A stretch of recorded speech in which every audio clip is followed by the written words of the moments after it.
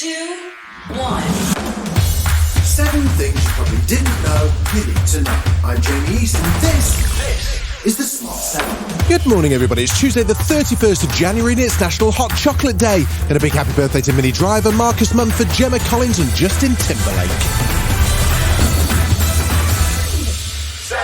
Monday saw Prime Minister Rishi Sunak head to County Durham to launch a new plan for the NHS. Bringing plenty of that maths teacher energy he's made so famous, he had a list of 5 things that would get the beleaguered NHS back on track. There's 5 very specific things we're doing. The first is more capacity. The second thing is to increase the workforce. The third thing was discharge. The fourth thing is having more people cared outside of hospitals. And lastly, we're going to improve 111. So far, so good. But with more strikes on the way, Rishi wasn't moving on pay, saying he wished he had a magic wand, but without it, controlling inflation had to remain the priority.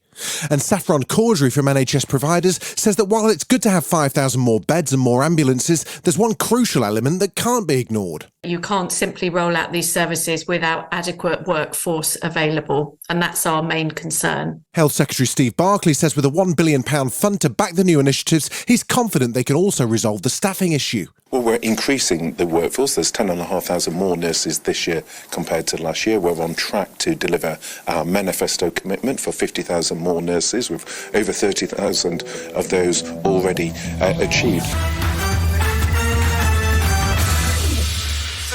Rishi Sunak's attempt to reset the focus of the media on the NHS and not on Nadeem Zahawi didn't really work out for him.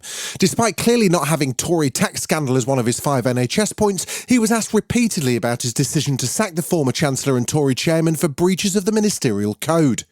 Rishi was keen to flag the independent advisor's investigation as the reason for the sacking, but considerably less keen to answer the question as to why he reappointed Suella Braverman, who'd also breached the ministerial code. You know, what I've done is follow a process, which is the right process. Integrity is really important. To me, all of you guys want to see that government's run properly, that it's run with integrity, and there's accountability when people don't behave in a way that they should or when something doesn't go right, and that's what we've done. The distinction apparently is that Suella acknowledged her mistake, but Labour's Nick Thomas-Symonds was keen to know what exactly Rishi knew about Nadeem Zahawi and when. There are no very serious questions to this Prime Minister, who actually promised integrity, he promised accountability, but that isn't what he is delivering. Instead, he's been weak, he's vacillated, and he's once again put party before country.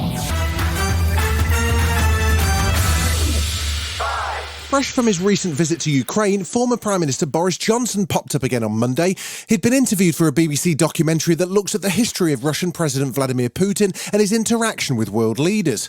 Boris told a story of a call with Putin in which he warned the Russian leader that war with Ukraine would be an utter catastrophe for Russia, something that Putin didn't seem keen to hear. He threatened me at one point and said, Boris, I don't want to hurt you, but with a missile it would only take a minute or something like that, jolly. Meanwhile, as Ukraine awaits the arrival of its tanks from Europe and American allies, there have been suggestions that Poland might also supply F16 jets, but only if other nations do too. And there were stark warnings that the British Army is seen as underdeveloped and no longer ranked as a top fighting force, a comment related to Defence Secretary Ben Wallace by a US general. That's led to a new call from Defence Select Committee Chairman Tobias Ellwood for new investment. We've whittled it down over the last couple of decades. We've become complacent. So, yes, we're unable to meet all the taskings. The World Health Organization's warning that the COVID pandemic is still not over. Huge case numbers in China and new variants spreading around the world are drawing less attention as we enter year 4 of the pandemic, but it's still causing high numbers of deaths across the globe. The WHO Emergency Committee met to consider at what point the pandemic may be downgraded, but the Director General, Sir Tedros Ghebreyesus, says we're not at that point yet. The committee has advised me that, in its view, COVID-19 remains a global health emergency, and I agree. Still to come on the Smart 7, Rory McIlroy enjoys a spot of karma in Dubai, and there's a new boogeyman in town. Right after this. Welcome back. 3. Monday night saw one game in the FA Cup 4th round as Derby faced West Ham. It finished 2-0 to West Ham and they're through to the 5th round of the Cup. In Dubai, Rory McIlroy tasted sweet victory as he won the Desert Classic for the 3rd time. It was a particularly pleasing win as he was pushed right to the final hole by his newfound nemesis Patrick Reed. Rory was happy with his own mental strength on the final holes. I think mentally today It was probably one of the toughest rounds I've ever had to play because it would be really easy to let your emotions get in the way. And I just had to really concentrate on focusing on myself, forget who was up there on the leaderboard. And I did that really, really well. Buffy is back. Well, not Buffy herself, you can relax, sweet vampire listener, but Sarah Michelle Gellar's certainly back with a brand new Paramount Plus series called Wolfpack. She plays an arson investigator looking into a wildfire that's awakened a mysterious creature. She's also exec producing the show, and it sounds like she's enjoying life, at least much more than on the Buffy set. You know, when you're new in a job, you don't want to make waves, so you accept a lot of stuff that should be unacceptable, and I needed to have the power to change that. And to be on the set that I wanted to be on. And not just that I wanted to be on, that everybody wanted to be on.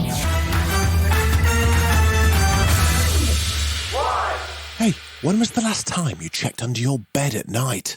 Well, a new generation of kids are about to request monster checks every night as Stephen King's new thriller chiller The Boogeyman is on the way. It's got all the classic elements, creaky doors, adorable kids, candles getting blown out.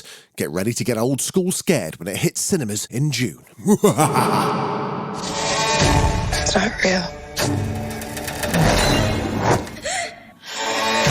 What is this?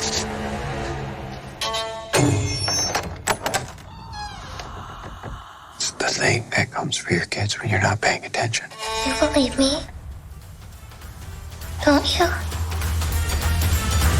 This has been The Smart 7. Wherever you're listening, do us a favour and hit the follow button. We'll be back tomorrow at 7 a.m. Have a great day. Written, produced and published by Daft Dog.